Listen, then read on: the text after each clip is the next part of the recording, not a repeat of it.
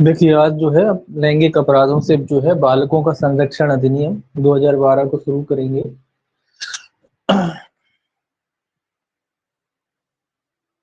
इसमें कुछ चीजें हैं पहले नोट करने लायक। इसका अधिनियम संख्यांक जो है अधिनियम संख्यांक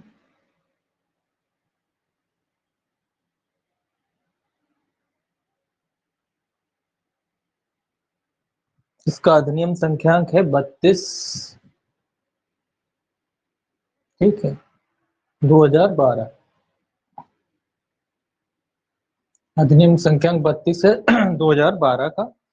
राष्ट्रपति की स्वीकृति दिनांक भी नोट करना है आपको। राष्ट्रपति की स्वीकृति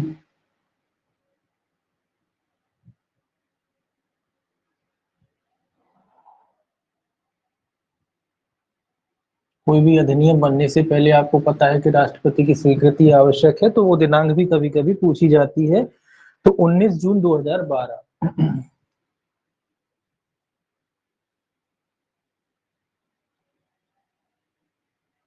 19 जून 2012 को क्या हुआ, राष्ट्रपति की स्वीकृति प्राप्त हुई।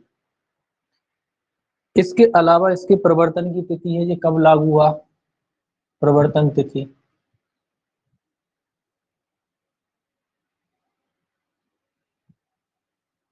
प्रवर्तन तिथि है इसकी 14 नवंबर 2012।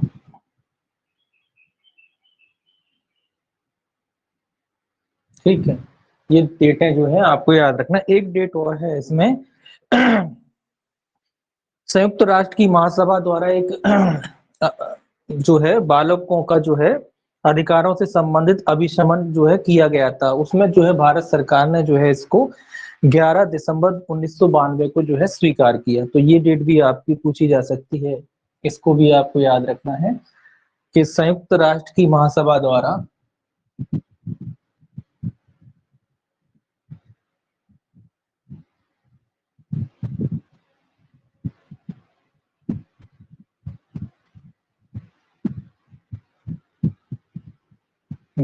आयोजित, लिख लीजिए आयोजित,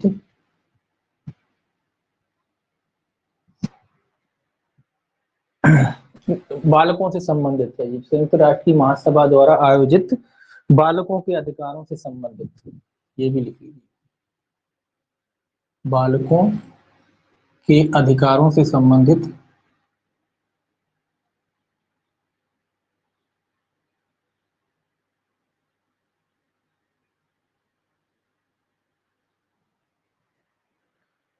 अभी समय अभी समय का मतलब एक आयोजन हुआ था, मीटिंग हुई थी उसका अभी समय। तो को भारत सरकार ने स्वीकार किया, को भारत का द्वारा स्वीकार किया गया।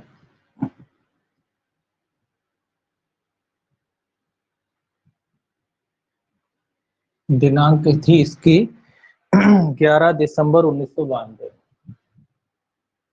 11 दिसंबर 1992 को, बस इतना सा याद रखना। ये डेट भी इंपॉर्टेंट है, इसको याद रखना।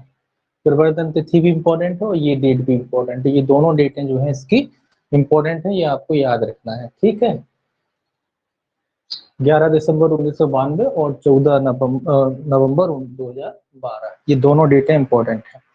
एक थोड़ा सा जीएस टाइप का मान लीजिए या इस अधिनियम से संबंधित मान लीजिए, ये आपको वैसे भी याद रखना है, दोनों में काम आएगा।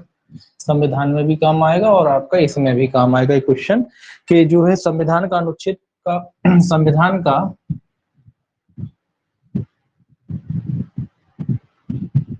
अनुच्छेद 15 का खंड 3 कैसे संबंधित है, राज्य को बालकों के लिए विशेष उपबंध करने के लिए सशक्त करता है। राज्य को बालकों के संबंध में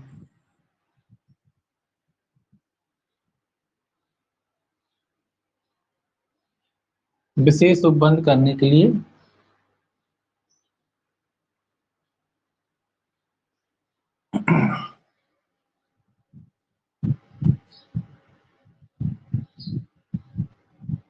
सशक्त करता है।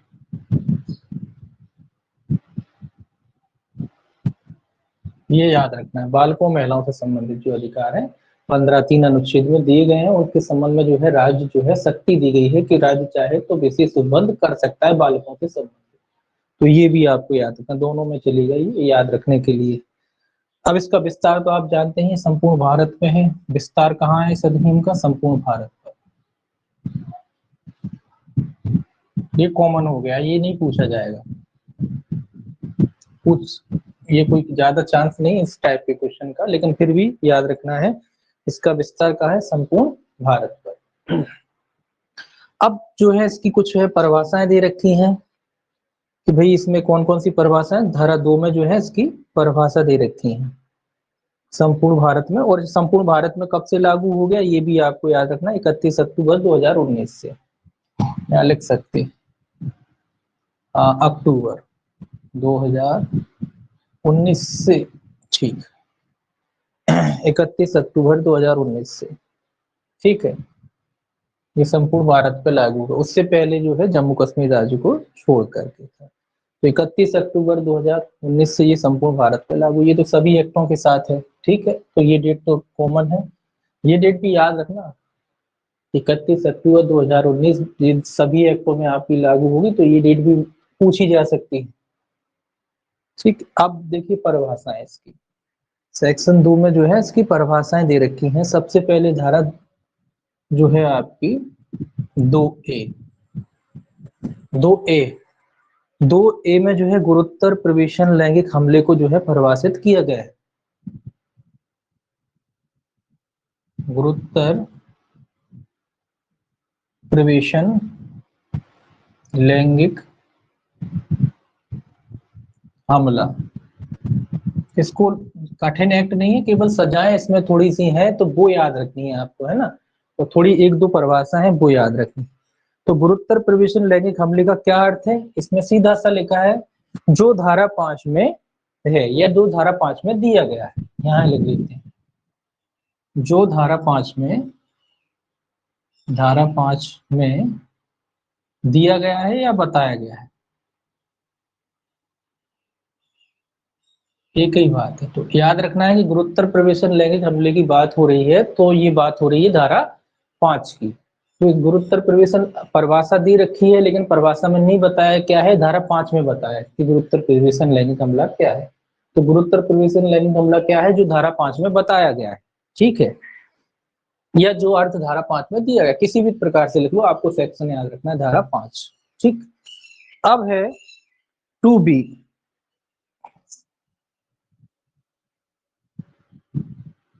2B में क्या बताया गया है? 2B में कहा है गुरुतर लैंगिक हमला, ये अंतर हो रहा है, देखिए इसको याद करना पड़ेगा, क्रम से थोड़ा सा कंफ्यूजन हो जाती है। तो गुरुतर प्रवेशन हट जाएगा, क्या आ जाएगा? लैंगिक हमला, ठीक है। कितना अंतर आया? केवल इसका अंतर आया, ठीक है। तो 2B में क्या है? गुरुतर लैंगिक हमला, इसका क्या, कौन सी धारा में बताया गया अर्थ? जो धारा 9 में बताया गया है, सीधा लिख लेते हैं जो अर्थ, सीधा लिख लेते हैं जो अर्थ धारा 9 में बताया गया है,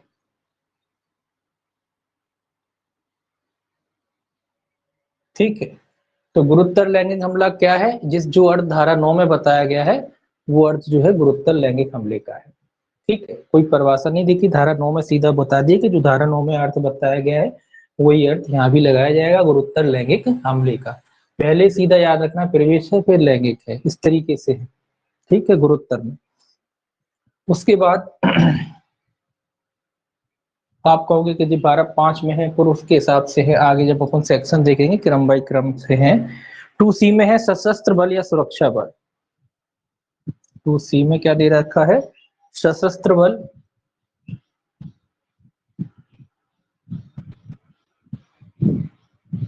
ऑब्लिक लगा के लिख सकते हो, सुरक्षा बल, दोनों है, या सुरक्षा बल,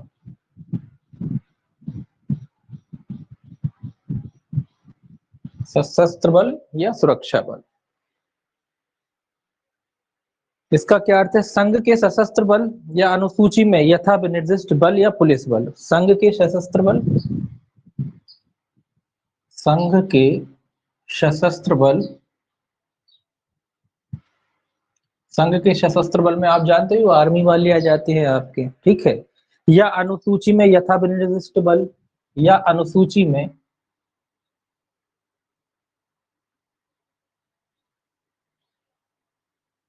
यथा विनिर्दिष्ट मतलब जो बताए गए हैं,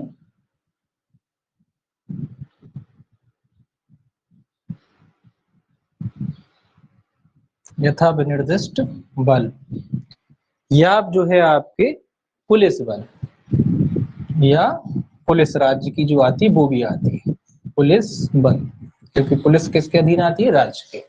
तो संघ के सशस्त्र बल भी आते हैं, अनुसूची में जो स्पेशली बताए गए हैं सशस्त्र बल वो भी आते हैं। इसके अलावा जो राज्य की पुलिस होती है वो भी सशस्त्र बल की परिभाषा में या सुरक्षा बल की परिभाषा में आती है, ठीक है। अब 2D, 2D में जो है आपकी बालक के बारे में बताया गया है कि बालक का क्या अर्थ है। ये इंपॉर्टेंट है, ये जो बालक की परिभाषा है महत्वपूर्ण है, याद रखना है कि बालक का अर्थ क्या है, जो 18 वर्ष से कम है। हालांकि सिंपल है लेकिन पूछी जाएगी, ठीक है। बालक का अर्थ क्या है, 18 वर्ष से कम। क्यों इंपॉर्टेंट है, इसीलिए इंपॉर्टेंट है कि कंफ्यूजन हो जाती है जब सारे एक्ट पढ़ लेते हैं कई बार। हालांकि सरल है फिर भी लोग भूल जाते हैं कि 16 वर्ष है कि भी 18 वर्ष है, तो इसमें कंफ्यूजन होती है। इसीलिए याद रखना 18 वर्ष है बालक का, 18 वर्ष से कम आयु कम जो है उसको बालक माना गया। तो ये महत्वपूर्ण है परिभाषा। छोटी छोटी चीजें गलत हो जाती हैं, हालांकि सरल है, कुछ है नहीं उसमें, लेकिन फिर भी याद रखने लायक है। अब DA कहता है बालक संबंधी अश्लील साहित्य। DA एक अलग से जोड़ा गया है, DA। तो DA में जो है ये जोड़ा गया है आपका 2019 में, ये भी लिख सकते हैं कब जोड़ा गया, 2019 में, ठीक है। DA जो है 2019 में जोड़ा गया है आपका। इसमें बालक संबंधी अश्लील साहित्य के बारे में बताया गया कि क्या होता है बालक संबंधी अश्लील साहित्य। बालक संबंधी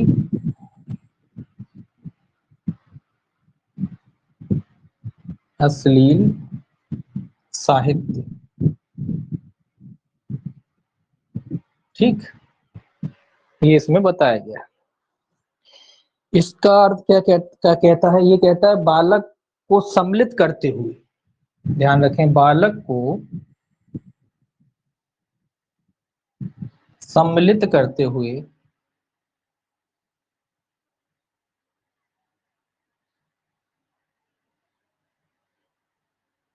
बालक को सम्मिलित करते हुए लैंगिक संबंध बनाने के आचरण का, लैंगिक संबंध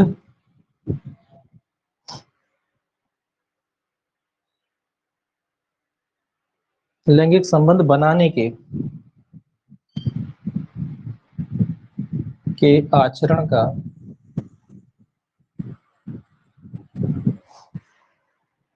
कोई दृश्य दृश्य कोई भी दृश्य हो सकता है। दृश्य मतलब जिसको देखा जा सके, फोटो वीडियो, फोटो भी हो सकता है, वीडियो भी हो सकता है, ठीक है। डिजिटल आकृति, डिजिटल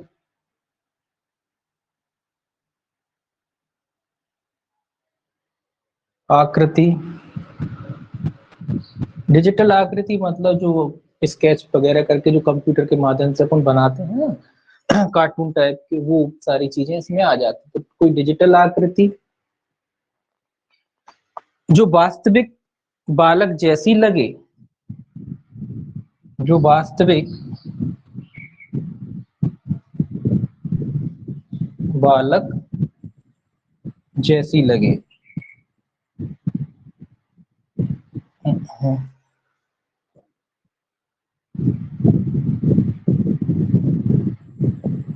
लगे, ठीक है। ये सारी चीजें जो है काय में आती हैं आपकी, ये सारी चीजें जो है आपकी उसमें क्या कहते हैं बालकों का जो है असली साहित्य उसकी परिभाषा में आती है।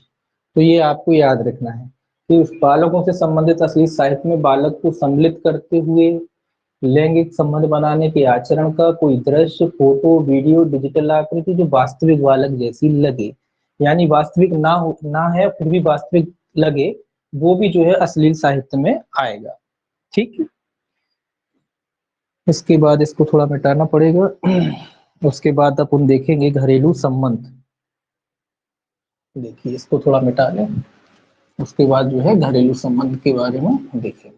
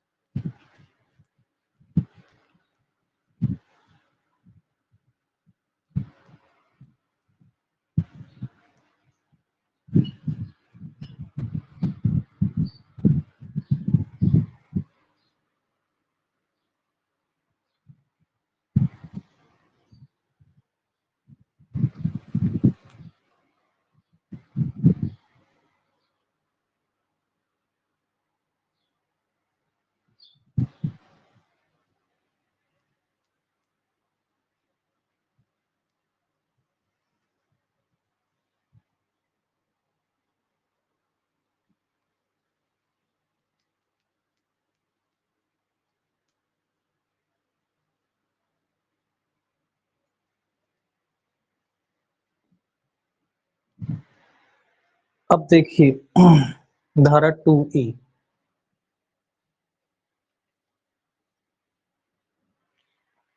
इसमें है घरेलू संबंध।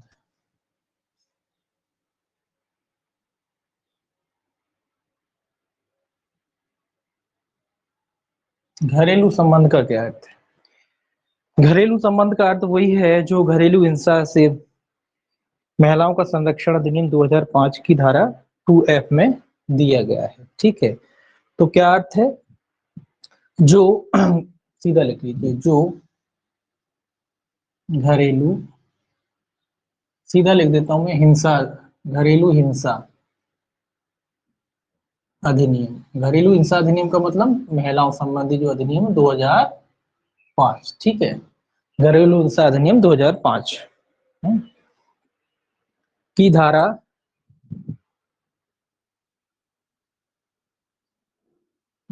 कौन सी है? धारा 2F में है, में है। वही अर्थ यहाँ है, अलग से कोई अर्थ नहीं है। जो डोमेस्टिक वायलेंस एक्ट में जो अर्थ दिया है वही अर्थ यहाँ लगाया जाएगा, सीधी सी बात। घरेलू संबंध का जो अर्थ है वो डोमेस्टिक वायलेंस एक्ट में जो अर्थ दिया गया है वो भी अर्थ यहाँ भी लगाया जाएगा। इसके बाद है 2F। 2F में जो है आपका प्रवेशन लैंगिक हमले के बारे में बताया गया। प्रवेशन लैंगिक हमला, ये हमला है। ये क्या है? ये हमले की बात कर रहा है। ठीक है, तो क्या अर्थ है जो धारा 3 में है? जो धारा 3 में है, बस इतना याद रखना है। प्रवेशन लैंगिक हमले का क्या अर्थ है? जो धारा 3 में अर्थ दिया गया है वही अर्थ यहाँ भी लगाया जाएगा। प्रवेशन लैंगिक हमले का अर्थ लगाया जाएगा जो धारा 3 में दिया गया है। उसके बाद विहित की परिभाषा छोड़ना चाहे छोड़े, कोई मतलब नहीं है। 2F के बाद G। ठीक है, विहित। ठीक है, तो विहित छोड़ दीजिए, कोई मतलब नहीं। विहित का अर्थ क्या होता है? नियमों द्वारा विहित, लिख लीजिए। लेकिन नियमों द्वारा विहित, जो नियम बताए गए। H देखिए, H में क्या लिखा है? धार्मिक संस्था, ये भी इंपॉर्टेंट। धार्मिक संस्था। धार्मिक संस्था, तो धार्मिक संस्था का क्या अर्थ है? धार्मिक संस्था दुरुपयोग निवारण अधिनियम 1988 में। धार्मिक, एक एक्ट है धार्मिक संस्था, धार्मिक संस्थाओं के लिए संस्था दुरुपयोग निवारण अधिनियम, कोष्टक में लिखेंगे दुरुपयोग योग निवारण, ठीक है, अधिनियम।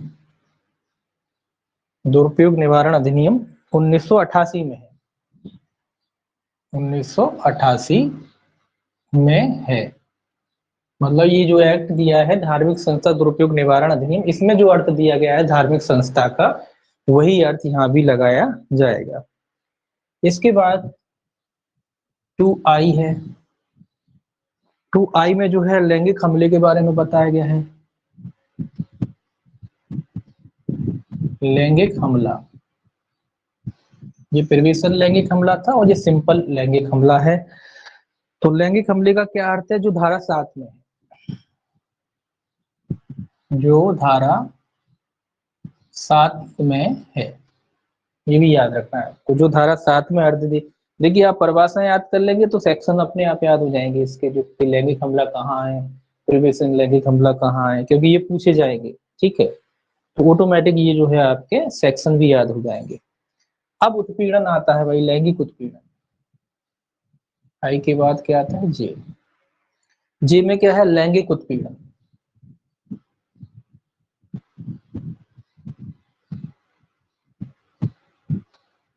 लैंगिक उत्पीड़न का क्या अर्थ है? जो धारा 11 में है, या जो धारा 11 में बताया गया है, जो धारा 11 में है, वही अर्थ जो है लैंगिक उत्पीड़न का यहाँ भी लगाया जाएगा। लैंगिक उत्पीड़न का क्या अर्थ है? जो धारा 11 में है। इसके बाद 2 जो है के, सारी परिभाषाएं इंपॉर्टेंट है, याद रखना। साझी गृहस्थी, के में क्या है? साझी गृहस्थी। एक मिनट,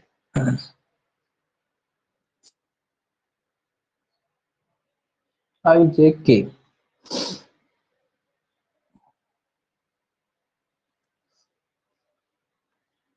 साक्षी गृहस्थी, साझी गृहस्थी।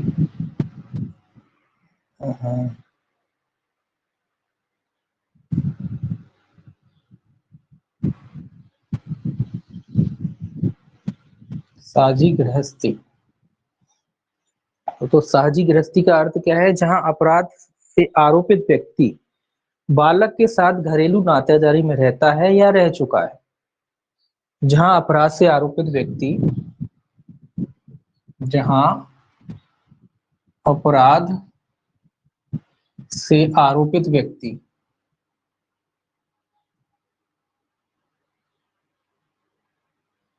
मतलब जिस पर ऐसा आरोप लगा हुआ है कि उसने बालक के संबंध में कोई जो है इस अधिनियम से संबंधित कोई अपराध किया है, तो ऐसा व्यक्ति जिस पर आरोप लगा हुआ है बालक के साथ घरेलू नातेदारी में रहता है, बालक के साथ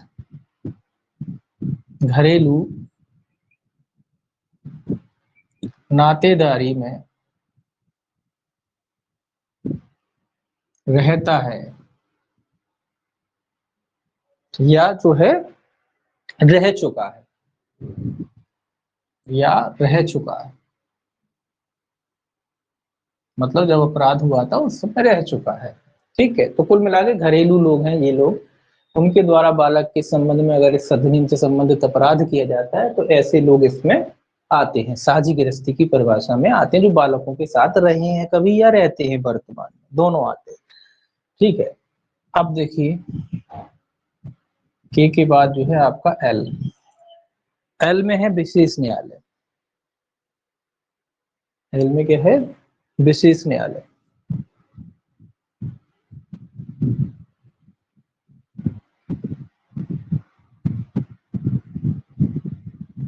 एल में जो है आपकी विशेष न्यायालय की परिभाषा दे रखी है। विशेष न्यायालय का क्या अर्थ है? धारा 28 के अधीन उस रूप में अभिहित न्यायालय, सीधा याद रखिए धारा 28। धारा 28 मतलब इस अधिनियम की जो धारा 28 की बात हो रही है, तो धारा 28 के अधीन सीधा लिख लीजिए गठित न्यायालय, गठित न्यायालय। ठीक है, इतना सिंपल। धारा 28 के अधीन गठित न्यायालय। ठीक है, विशेष न्यायालय कौन है? जो धारा 28 के अधीन या इस अधिनियम की धारा 28 के अधीन बनाए जाएंगे वो विशेष न्यायालय कहलाएंगे। अब इसी प्रकार जो है विशेष न्यायालय के बाद जो है आपकी विशेष लोक अभियोजक की परिभाषा एल के बाद एम में है विशेष लोक अभियोजक।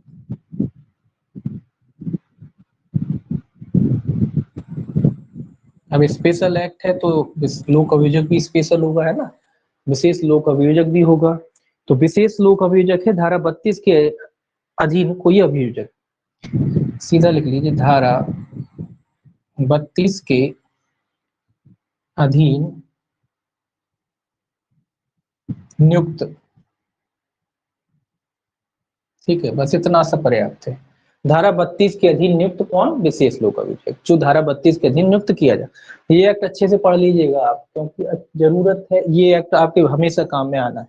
जब आप एडीपीओ बन जाओगे, अब वो प्रमोशन होगा तो पता पड़ा आपको पॉस्को दे दिया जाए, तो जब पॉस्को दोगे तो आपको इस एक्ट की नॉलेज होना जरूरी है, ठीक है। जब आपका प्रमोशन होगा, बड़े आप बनोगे, तो इसमें आपको पॉस्को दे देते हैं कई लोगों को, है ना, अलग अलग जो बटे रहते हैं इस तरीके से बांटते जाए। तो इसलिए इसको अभी से अच्छे से पढ़िए, जो हमेशा काम में आएगा एक्ट, ठीक है। अब इसमें जो है सेक्शन 2 का जो है दूसरा क्लॉज जो है, उसमें ये लिखा है कि जो अर्थ के बारे में, धारा कौन सी है, एक मिनट, सेक्शन 2 जो अपन पढ़ रहे हैं परिभाषा का, उसका खंड 2 है, खंड दो ये कहता है कि अर्थ, किसी शब्द का अर्थ, कौन से शब्द का अर्थ, जो परिभाषित नहीं है, जो परिभाषित नहीं है। ऐसे शब्द आ जाते हैं ना कभी कभी एक्ट में, कि जो आए तो हैं लेकिन उनकी परिभाषा नहीं दी गई, जैसे अपन ने ये पढ़ा है परिभाषा, इनमें कोई अर्थ दे नहीं रखा, तो उन शब्दों का अर्थ किस एक्ट के तहत लगाया जाएगा, तो ये भी इंपॉर्टेंट है इसमें। तो उनका सर अर्थ में सीधा सीधा लिख देता हूँ, आईपीसी, आईपीसी के अनुसार लगाया जा सकता है, और किसके अनुसार लगाया जा सकता है, सीआरपीसी के अनुसार लगाया जा सकता है, सीआरपीसी, ठीक है। और किसके अनुसार लगाया जा सकता है, किशोर न्याय अधिनियम, किशोर अकेला लिख रहा हूं मैं सीधा, किशोर, ठीक है, किशोर मतलब किशोर न्याय अधिनियम, ठीक है, किशोर का मतलब है किशोर न्याय अधिनियम, ठीक है। उसके बाद है सूचना प्रौद्योगिकी अधिनियम, आईटी, ठीक है, सीधा आईटी लिखा है। तो इन 4 एक्टों के अनुसार उनका अर्थ लगाया जा सकता है, आईपीसी, सीआरपीसी, किशोर और आईटी एक्ट, ये 4 याद रखना है। तो इन 4 एक्टों में जो अर्थ दिया होगा, ये कौन से शब्द जो परिभाषित नहीं किए गए, इस अधिनियम में आए हैं लेकिन परिभाषित नहीं किए गए हैं, तो जैसा इन एक्टों में परिभाषित होगा उसी के अनुसार उनका अर्थ लगा लिया जाएगा। तो यहाँ 4 एक्टों के बारे में बताया गया, आईपीसी, सीआरपीसी, किशोर और आईटी, ये आपको याद रखना है। आईपीसी सीआरपीसी याद रहेगा, किशोर और आईटी और याद रखना है, ठीक है, एविडेंस नहीं है। आईपीसी सीआरपीसी किशोर और आईटी, ये 4 एक्टों में से जैसे भी उसमें अर्थ दिया गया होगा उसके अनुसार उनका अर्थ लगा लिया जाएगा, ठीक है। ये तो परिभाषाएं हो गई। अब अपन देखेंगे सेक्शंस के थोड़े इसके। अब पढ़ाई शुरू कर दीजिए, बहुत छुट्टी हो गई, अब आप थोड़ा एडीपीओ पढ़िए, और जिन लोगों के पेपर अच्छे गए वो अपना मेंस भी पढ़ें और साथ में ये भी पढ़ें, ठीक है ना, क्योंकि ज्यादा मेंस में और फिर इसमें जो ज्यादा वो नहीं रहेगा, ठीक है। और अब पेपर तो होने ही है, आपने देख लिया रिजर्वेशन का लगभग कोर्ट ने अभी सॉर्ट आउट कर ही दिया मैटर, तो उसकी वजह से थोड़ा अटका था, तो कोई दिक्कत अब है नहीं। इसका मतलब ये है एग्जाम अब आपका टाइम पे होना है, ठीक। तो आपका एग्जाम टाइम पे होना है, तो उसको अच्छे ढंग से पढ़िए। 3-4 महीने मान लो आप, अभी 4 महीने ही मान के चलिए कि 4 महीने आपके पास हैं, 4 महीने बहुत होते हैं, ठीक है।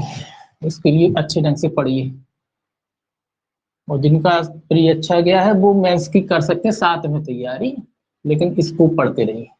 ये नहीं कि मेंस पे डट गए इसको छोड़ देंगे तो ये दिक्कत आ जाएगी। पढ़िए मेंस, लेकिन इसको इसको ढंग से पढ़िएगा। अब देखिए धारा 3, धारा 3 क्या कहता है, धारा 3 कहता है प्रवेशन लैंगिक हमला।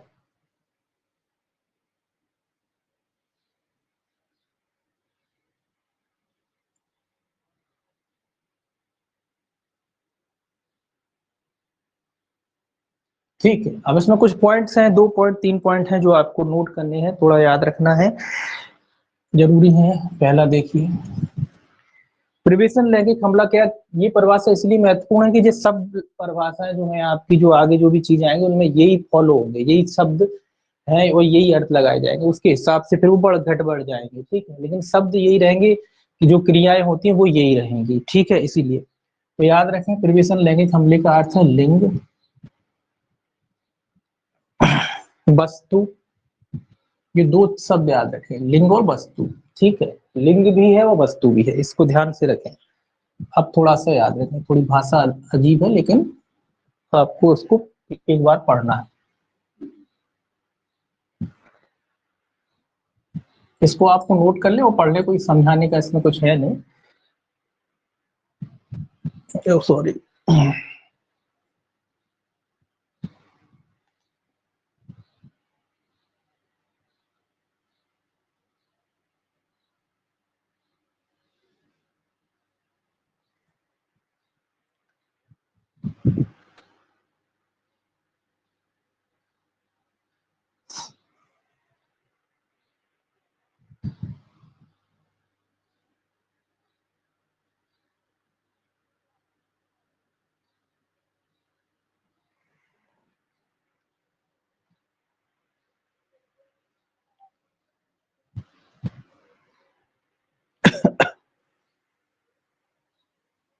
इसी में एक ही पॉइंट कर देता हूं मैं दोनों को, या लगा के।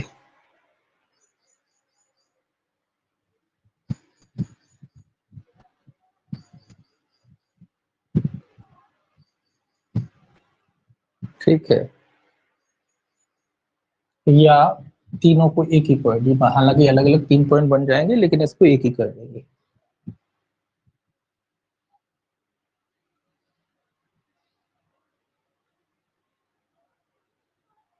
ठीक है, देखिए, प्रिवेशन लैंगिक हमले का सिंपल परिभाषा है, लिंग हो गया या कोई वस्तु हो गई, चाहे जो भी प्राइवेट पार्ट्स होते हैं बच्चे के, कि योनि, मूत्र, मुंह, मूत्र मांग या गोदा, तो प्रवेश कराना तो है ही है। इसके अलावा ये वस्तु भी हो सकती है, लिंग भी हो सकता है, ये भी याद रखना है। वस्तु भी हो सकती है, लिंग तो होता ही है, वस्तु भी हो सकती है। साथ में मुंह लगाना, ये भी आपका जो है प्रिवेशन लैंगिक हमला ही माना जाएगा, ये इंपॉर्टेंट है। ये मुंह लगाना भी हो सकता है।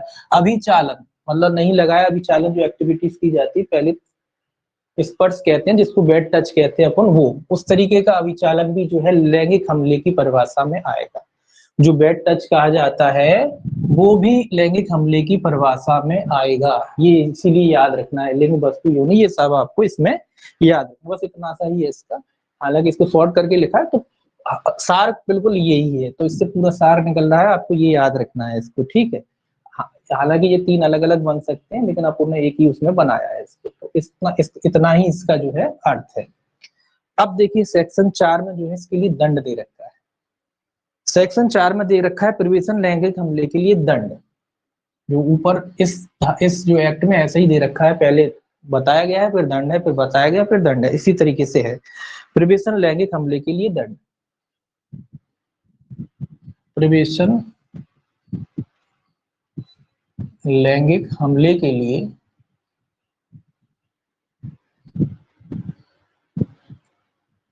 दंड, ठीक है। कितना दंड है? देखिए सिंपल जो दंड है वो तो है आपका, नॉर्मल जो दंड है प्रिवेशन लैंगिक हमले का वो है 10 वर्ष से लेकर आजीवन कारावास और जुर्माना। 10 वर्ष से लेकर कितना है, आजीवन कारावास।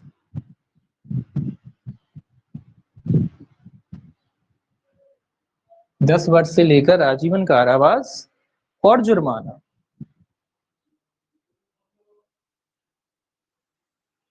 ठीक है।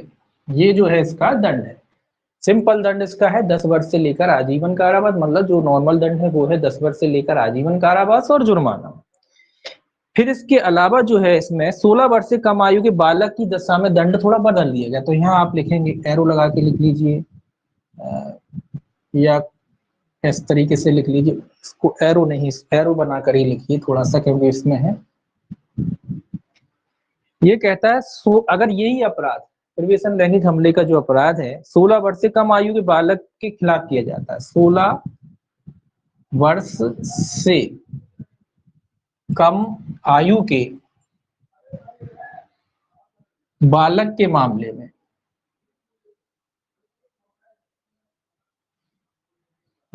में अगर ये अपराध जो है 16 वर्ष से कम आयु के बालक के मामले में किया जाता है तो फिर कितना है, तो इसमें देखिए इसमें दंड जो है बदल जाएगा, जो हो जाएगा आपका 20 वर्ष से लेकर आजीवन कारावास और जुर्माना। और इसमें आजीवन कारावास का अर्थ है संपूर्ण जीवन, ठीक है। तो 20 वर्ष से लेकर आजीवन कारावास, 20 वर्ष से लेकर आजीवन कारावास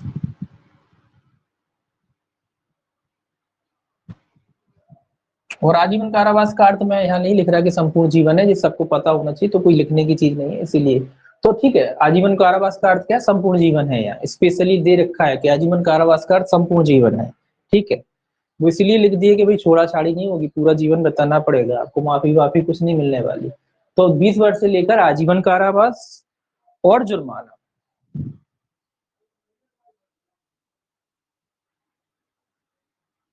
ठीक है, तो 20 वर्ष से लेकर आजीवन कारावास और जुर्माना। जुर्म एक पॉइंट और है इसमें लिखने वाला कि जुर्माने का इस्तेमाल पीड़ित के चिकित्सकीय व्यय और पुनर्वास के लिए किया जाएगा। ये भी इम्पोर्टेंट है कि जुर्माने की जो रकम प्राप्त होगी इस अधिनियम के तहत, जुर्माने का इस्तेमाल ऐसा नहीं कि सरकारी खजाने में जमा हो जाएगा, जुर्माने का इस्तेमाल काय के लिए किया जाएगा, पीड़ित के चिकित्सकीय व्यय, पीड़ित मतलब बालक जो है, पीड़ित के चिकित्सकीय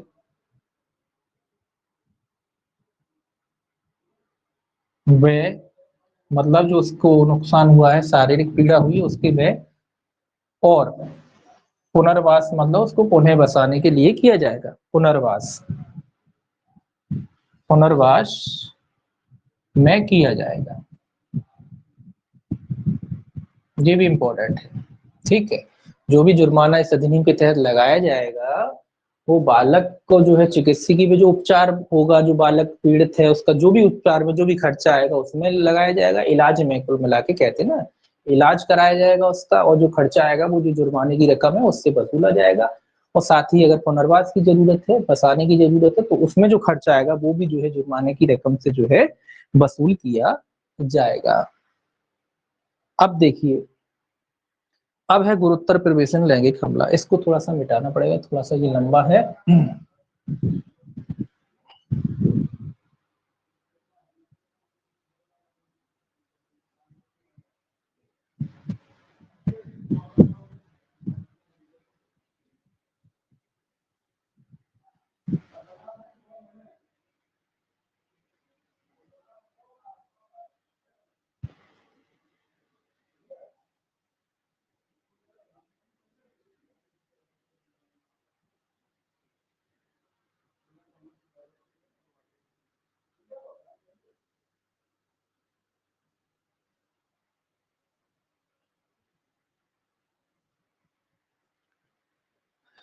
अब है धारा 5, गुरुत्तर प्रवेशन लैंगिक हमला,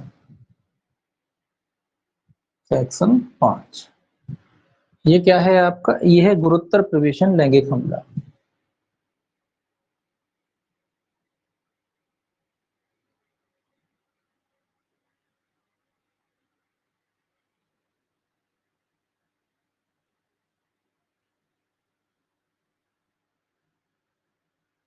ठीक है, अभी इससे पहले क्या पढ़ा था आपने, प्रवेशन लैंगिक हमला, उसके बाद क्या लग गया गुरुत्तर। इसका मतलब ये है कि ये प्रवेशन लैंगिक हमला था, जो प्रकार अपन ने पढ़े उसी का ये क्या है, बड़ा हुआ रूप है, ठीक है। तो इसमें एक ही लाइन लिखेंगे अपन, हालांकि वही परिभाषा इसमें लागू आएगी, पूरी आप एक्ट पढ़ोगे तो वही परिभाषा उतार के यहाँ रखी है। और फिर उसके कौन कौन करते हैं तो कब बढ़ जाता है तो वो लिखा, तो सीधा अपन इसमें लिखेंगे प्रवेशन लैंगिक हमले का बड़ा हुआ रूप, ठीक है। यानी कि प्रवेशन लैंगिक हमले की जो परिभाषा है वो यहाँ भी लागू होगी, प्रवेशन लैंगिक हमले का बड़ा हुआ रूप, बस बड़ा हुआ रूप का मतलब समझ गए अपन क्या, कि जो परिभाषा प्रवेशन लैंगिक हमले की है वो यहाँ लागू होगी। अब ये कब बढ़ जाएगी ये रूप, कब मतलब ये गंभीर और कब हो जाएगा ये अपराध, जो धारा 3 का अपराध था वो धारा 5 में आकर के कब गंभीर हो जाएगा, मतलब गंभीर हो गया है। गंभीर कब हो जाएगा, इसमें कुछ लिस्ट दे रखी है। ये गंभीर तब हो जाएगा जब वही अपराध यानी जो धारा 3 में अपराध किए बताए गए थे वो कोई पुलिस अधिकारी होते हुए करता है। कौन करता है? कोई पुलिस वाला करता है, पुलिस द्वारा किया जाता है। मतलब थाने में बालक ले गया, उसके साथ अगर धारा 3 वाला अपराध हुआ तो वो उसका बड़ा हुआ रूप हो जाएगा। तो पुलिस अधिकारी होते हुए तो सीधा पुलिस लिख दिया मैंने, है ना, क्योंकि अपन को याद रखना पुलिस अधिकारी होते हुए कोई करता है। ठीक है। इसके अलावा मान लीजिए पुलिस तो हो ही गई, उसके अलावा सशस्त्र बल का कोई सदस्य होता है, सशस्त्र, सीधे नाम लिख रहे हैं सशस्त्र बल। ठीक है। सशस्त्र बल का मतलब पूरा क्या लिखेंगे आप? सशस्त्र बल का सदस्य किसी पुलिस अधिकारी होते हुए, तो सीधा आप उन्हें लिख लिया। आप उनको तो नॉलेज के लिए लिखना है कि भाई कौन पुलिस वाला कोई करता है या कोई सशस्त्र बल का कोई सदस्य करता है धारा 3 वाला अपराध, तो वो धारा 5 में चला जाता है, वो गंभीर रूप मान लिया जाता है। इसके अलावा अब जी पुलिस वाले हो गए, सशस्त्र बल आ गए, तो लोक सेवक भी आ जाएंगे भाई, तो लोक सेवक द्वारा किया जाता है। अगर कोई लोक सेवक करता है तो भी वो बड़ा रूप हो जाएगा। ठीक है। इसके अलावा अब लोक सेवक हो गए, अब कौन बचा है भाई? जेल वगैरह में बालक रहते हैं तो वो लोग भी आ जाएंगे इसमें। जेल, जेल में किया जाता है। ठीक है। इसके अलावा कोई प्रतिप्रेषण गृह होता है, प्रतिप्रेषण जहां बालकों को रखा जाता है उनके द्वारा किया जाता है तो भी बड़ा रूप हो जाता है। इसके अलावा कोई संप्रेक्षण गृह हो सकता है, उनके किसी कर्मचारी अधिकारी द्वारा किया जाता है तो भी बड़ा रूप माना जाएगा। आदि, आदि लगा दीजिए, आदि। ठीक है। इनके भार साधक कोई व्यक्ति जो होते हैं, जेल हो गया, प्रतिपेषण गृह हो गया, संप्रेक्षण गृह हो गया, इनके कोई भार साधक अधिकारी हैं, कोई कर्मचारी हैं, कोई भी है, तो उनके द्वारा अगर किया जाता है धारा 3 वाला अपराध तो वो धारा 5 में आके क्या हो जाता है? उसको गंभीर मान लिया जाता है, फिर वो धारा 5 में आ जाता है। इसके अलावा भाई कौन बचे? इसके बाद अस्पताल वाले आ जाते हैं, डॉक्टर वगैरह आ जाते हैं, नर्स वगैरह आ जाते हैं, ये सब आ जाते हैं। अस्पताल के कर्मचारी, अस्पताल सीधा अस्पताल लिखा है तो अस्पताल में जितने भी लोग काम करते हैं सभी आएंगे, ऐसा नहीं कि डॉक्टर कर्म सभी आते हैं। तो अस्पताल में काम करने वाले सभी लोग आ जाते हैं, सभी कर्मचारी। अब भाई अस्पताल हो गया, अब स्कूल भी आ जाएंगे। शैक्षणिक संस्था या धार्मिक संस्था के कर्मचारी भी आ जाते हैं, शैक्षणिक संस्थाएं भी आ जाएंगी इसमें, यानी स्कूल वगैरह। शैक्षणिक संस्था, शैक्षणिक संस्था का मतलब ना केवल स्कूल से है, कोचिंग संस्थान वगैरह होता है वो भी आते हैं, मतलब जहाँ भी बालकों को पढ़ाया जाता है वो सब आते हैं। ठीक है। इसके अलावा धार्मिक संस्थाएं भी आ जाएगी, जहाँ धार्मिक शिक्षा दी जाती है या कोई धार्मिक संस्था है तो वहां भी किया जाता है तो वो भी आ जाते हैं। तो कुल मिला के शैक्षणिक संस्थाएं और धार्मिक संस्था के जो कर्मचारी वगैरह होते हैं उनके द्वारा किया जाता है तो वो भी जो है धारा 5 के अधीन गुरुत्तर जो है उसका रूप माना जाएगा। ये तो हो गया सिंपल। ठीक है। ये तो एक तरीके से कर्मचारी हो गए, पुलिस वाले हो गए, सशस्त्र बल हो गए, लोक सेवक हो गए, जेल के हो गए, प्रतिपेषण गृह के हो गए, अस्पताल के हो गए, शैक्षणिक संस्था या धार्मिक संस्था के जो है लोग हो गए, तो ये भी गुरुत्तर हो गया। ये तो एक इतना सा पार्ट हो गया। ठीक है। अब देखिए आगे, सामूहिक प्रवेशन लैंगिक हमला, ये इंपॉर्टेंट है, अलग से देखिए। सामूहिक, सामूहिक प्रवेशन लैंगिक हमला। ठीक है। अगर सामूहिक प्रवेशन लैंगिक हमला किया जाता है तो वो भी गुरुत्तर प्रवेशन लैंगिक हमले की श्रेणी में आएगा, ये भी याद है। सामूहिक प्रवेशन लैंगिक हमला किया जाता है, हमला किया है, हमले की बात कर रहा है, हमला केवल हमला, अटैक करते हैं ना जो, सीधा सीधा कह लीजिए कि गैंग रेप का एक कोशिश करते हैं, प्रयास करते हैं, तो वो भी क्या माना जाएगा? वो भी गुरुत्तर प्रवेशन लैंगिक हमले की श्रेणी में माना जाएगा, ये बालक के संबंध में। ठीक है। बालक की बात हो रही है यहाँ। ठीक है। इसके अलावा 8वां, घातक आयुध या गर्म या संचारक पदार्थ का प्रयोग करके, घातक आयुध, घातक आयुध, संचारक पदार्थ। आप कहोगे संचारक पदार्थ क्या होता है? संचारक पदार्थ मतलब एसिड। ठीक है। एसिड को बोलते हैं संचारक, एसिड वगैरह, या घातक आयुध, संचारक पदार्थ, या फिर वो है गर्म चीज भी आ जाती है, संचारक पदार्थ, गर्म पदार्थ आदि का प्रयोग कर। ठीक है। कुल मिला के आपने हथियार के दम पर, आपने एसिड को फेंकने की मतलब धमकी दे करके, या कोई गर्म पदार्थ जलाने की धमकी दे करके इस तरीके का अपराध के, तो वो भी जो है गुरुतर प्रवेशन लैंगिक हमले की श्रेणी में आएगा। इसके अलावा जो है आपका घोर उपहति या शारीरिक क्षति करने की धमकी देते हैं। घोर उपहति मतलब कि चोट पहुंचाएंगे गंभीर किस्म की, इस तरीके का कोई करते हैं तो वो भी आएगा। या शारीरिक क्षति, या शारीरिक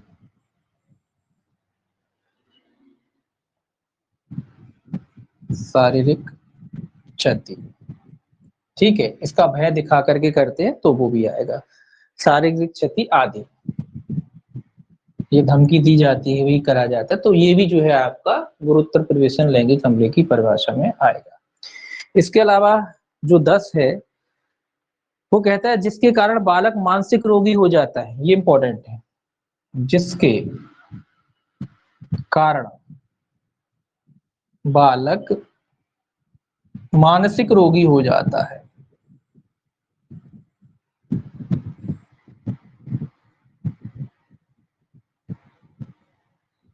ठीक है, जिसके कारण बालक क्या हो जाता है, मानसिक रोगी हो जाता है, या बालिका गर्भवती हो जाती है, ये भी इंपॉर्टेंट है, या बालिका गर्भवती हो जाती है।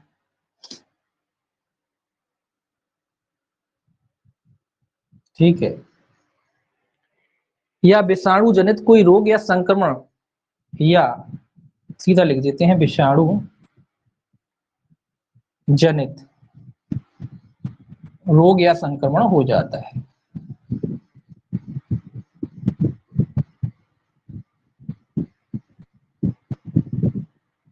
ठीक है, अगर बालक जो है मानसिक भी मतलब पागल हो जाता है कुल मिला के, और बालिका है तो गर्भवती हो जाती है, या कोई इन्फेक्शन हो जाता है उससे विषाणु जनित, तो ऐसा जो अपराध होता है वो गुरुतर प्रवेशन लैंगिक हमले की श्रेणी में आता है। ऐसा अपराध काय में आता है, गुरुतर प्रवेशन लैंगिक हमले की श्रेणी में आएगा, ये आपको याद रखना है। ठीक है, ऐसा अपराध काय की श्रेणी में आएगा, गुरुतर प्रवेशन लैंगिक हमले की श्रेणी में आएगा, ये आपको याद रखना है। ठीक है, अब देखिए इसको मिटा लेते हैं।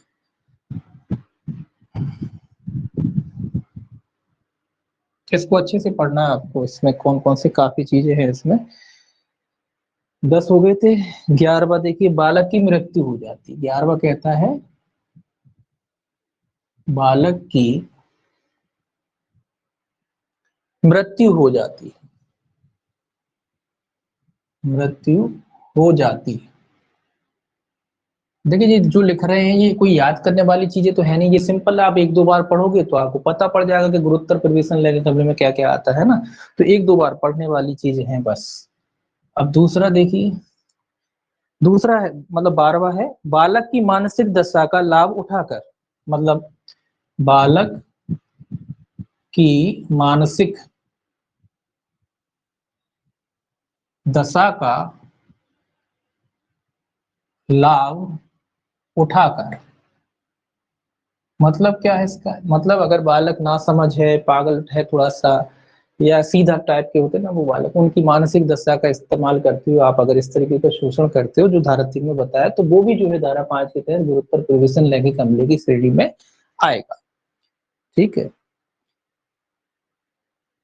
इसके अलावा एक ही बालक पर एक से अधिक बार, एक ही बालक पर एक से अधिक बार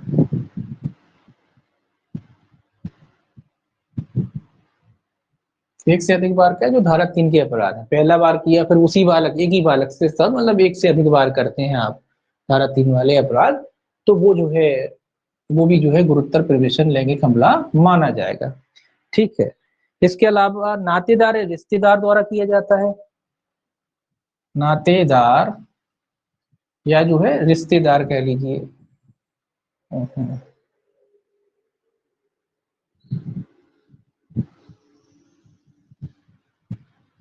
रिश्तेदार द्वारा, मतलब कुल मिला के परिवारों के सदस्यों द्वारा किया जाता है तो वो भी गुरुत्तर प्रवेशन लैंगिक हमला माना जाएगा। इसके अलावा बालक सेवा संस्था द्वारा किया जाता है, बालक सेवा संस्था, मतलब जो संस्थाएं बनाई जाती है ना बालकों की, उनके द्वारा किया जाता है तो भी वो गुरुत्तर प्रवेशन लैंगिक हमले की परिभाषा में आएगा। इसके अलावा गर्भवती बालिका के साथ किया जाता है, गर्भवती बालिका के साथ, ठीक है, तो वो भी गुरुत्तर प्रवेशन लैंगिक हमले की श्रेणी में आएगा। इसके अलावा जो है आपका आता है हत्या करने का प्रयास करता है तो भी आएगा, हत्या करने का प्रयास, मतलब वो करने के बाद हत्या करने का प्रयास किया जाता है तो भी गुरुत्तर प्रवेशन लैंगिक हमले की परिभाषा में आएगा। इसके अलावा सामुदायिक या पंथिक हिंसा के दौरान किया जाता है, सामुदायिक या पंथिक हिंसा के दौरान, ठीक है, सामुदायिक हिंसा और पंथिक हिंसा मतलब जो दो वर्गों के बीच में जो हिंसा होती है उसको कहते हैं, या धार्मिक हिंसा होती है कि भाई दो धर्म के लोग आपस में लड़ बैठे। देखिए ये धर्म, एक चीज ध्यान में रखिए, हिंसाएं जो होती है ना, चाहे वो धर्म के नाम पे हो चाहे किसी नाम पे हो, इसमें सबसे ज्यादा नुकसान होता है बच्चों का और महिलाओं का। लोग धर्म वर्म की तो फालतू की बातें करते हैं, जब हिंसा होती है तो महिलाओं का शोषण होता है और बच्चों का शोषण होता है। जो हिंसा होती चाहे वो धर्म के नाम पे हो चाहे मजहब के नाम पे, किसी चीज के नाम पे हो, जब हिंसाएं होती हैं तो ऐसा नहीं कि किसी एक वर्ग की महिलाओं की, सभी वर्ग की महिलाएं हो, किसी भी वर्ग की हो, उन्हीं को इसका भुगतान करना पड़ता है। तो इसीलिए हिंसा से दूर रहे, ठीक है, और इन सब चीजों में ना पड़े। तो इसमें नुकसान केवल महिलाओं और बच्चों का ही होता है। आपने देखा होगा तो उसी के बारे में ये कह रहा है कि जब कोई सामुदायिक हिंसा होती है तो महिलाएं और बच्चे होते हैं, तो उसी प्रकार का कोई अपराध है तो वो गुरुत्तर लैंगिक प्रवेशन की जो है श्रेणी में आता है, ठीक है। 18 हो गया, उसमें 19 कहता है, देखिए 19 क्या कहता है, पूर्व में दंडित किए जाने के बाद दोबारा ऐसा कार्य करता है, पूर्व में दंडित किए जाने के बाद दोबारा ऐसा करता है, ये पुराना अपराधी है, पहले कर चुका है और फिर करता है, तो वो भी इस धारा के अंदर कैसा आएगा, गुरुत्तर प्रवेशन लैंगिक हमले की परिभाषा में आएगा। एक लास्ट और है इसका 20वां, सार्वजनिक रूप से विवस्त्र या नग्न करता है, सार्वजनिक रूप से विवस्त्र, विवस्त्र मतलब वस्त्रहीन करता है, विवस्त्र या नग्न करता है, तो ये भी जो है क्या माना जाएगा आपका, ये भी जो है आपका गुरुत्तर प्रवेशन लैंगिक हमला माना जाएगा। ये आपका हो गया। इसका दंड और देख लीजिए, ठीक है, थोड़ा सा इसका दंड मैं हेवीली लिख देता हूँ क्योंकि ये पूरा हो जाएगा। ये इसका जो है 5 में जो बताया गया है कि गुरुत्तर प्रवेशन लैंगिक हमला क्या होता है, और 6 में जो है इसके लिए जो है, सॉरी 6 में जो है इसका दंड बताया, सेक्शन 6 में क्या है इसका दंड, इसी का दंड है, ठीक है, दंड लिख दिया मैंने। सेक्शन 6 में गुरुत्तर प्रवेशन लैंगिक हमले का क्या दे रखा है, दंड दे रखा है कि अगर कोई व्यक्ति गुरुत्तर प्रवेशन लैंगिक हमला करेगा तो कितना दंड होगा, तो इसके लिख लीजिए 20 वर्ष से लेकर आजीवन कारावास और जुर्माना, 20 वर्ष से लेकर आजीवन कारावास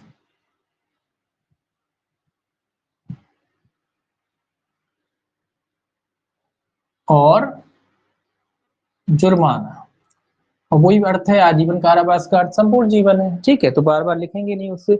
और जुर्माने का भी वही बात आया गया है कि जुर्माना जो लगाया जाएगा उसका इस्तेमाल पीड़ित के उपचार में किया जाएगा, ठीक है, तो वो भी बात यहाँ नहीं लिखेंगे दोबारा, एक बार लिख लिया तो दोबारा नहीं रिपीट करेंगे। तो सजा याद रखेंगे कि 20 वर्ष से लेकर आजीवन कारावास, ये बात आपको याद रखना हमेशा कि भाई जो जुर्माना होगा वो पीड़ित के उपचार के लिए जो है व्यय किया जाएगा या इस्तेमाल किया जाएगा, ठीक है। ये थोड़ा सा बड़ा था, बाकी अब कोई ज्यादा बड़ी नहीं है, बाकी कल से देखेंगे थोड़ा सा।